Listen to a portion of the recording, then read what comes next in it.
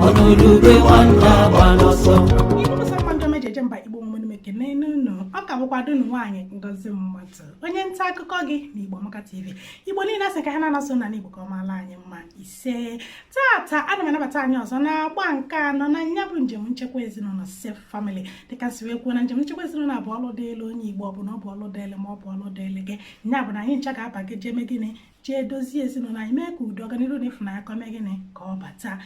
Anyị agụgọ n'iru kọwaa ihe bụ ezinụlọ dịka ntọala Igbo si wee dị. Anyị akwụgokwa ụlọ ọbala na anyị bụ ndị Igbo chi ya azụ practice be our family systems and values.